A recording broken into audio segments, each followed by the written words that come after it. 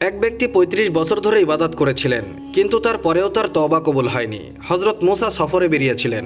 হঠাৎ তার চোখ পড়ল এক ব্যক্তির উপর, যে একা বসে কাঁদছিল।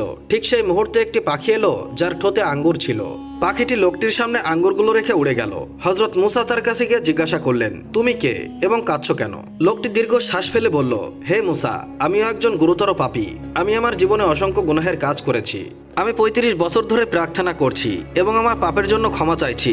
আপনি দয়া করে আল্লাহর কাছে জিজ্ঞাসা করুন যে আমার তওবা কবুল হয়েছে কিনা। হযরত মুসা আল্লাহকে সেই লোকটি সম্পর্কে জিজ্ঞাসা করলেন। আল্লাহ তাআলা বললেন, হে মুসা, এই ব্যক্তি নিজেই তার অনুতাপের মধ্যে অহংকারী। সে কখনো নিজে ছাড়া অন্য কারো পরোয়া করেনি, এমনকি সেই পাখিটিরও, যে তাকে প্রতিদিন ফল এনে দিত।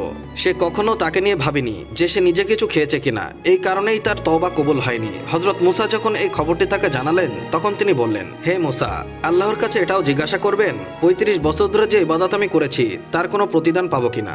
আল্লাহ তাআলা বললেন, তাকে বলো যে তাকে একটিমাত্র প্রার্থনা করার অধিকার দেওয়া হয়েছে, কিন্তু সে ক্ষমা ছাড়া অন্য যে কোনো কিছু চাইতে পারে। হযরত মুসা লোকটিকে এই কথাটি বললেন। সে কিছুক্ষণ ভাবলো এবং তারপর বলল, হে মুসা, আপনার প্রভুকে বলুন আমাকে যেন এত বড় করে দেয় যখন আমি জাহান্নামে যাব, যাতে এত জায়গা দখল করতে পারি যেন অন্য কারোর জন্য আর জায়গা না থাকে। এই কথা শুনে হযরত মুসা মুস্কি হেসে জিজ্ঞাসা করলেন, হে আল্লাহ, আমি তাকে কি উত্তর দেব?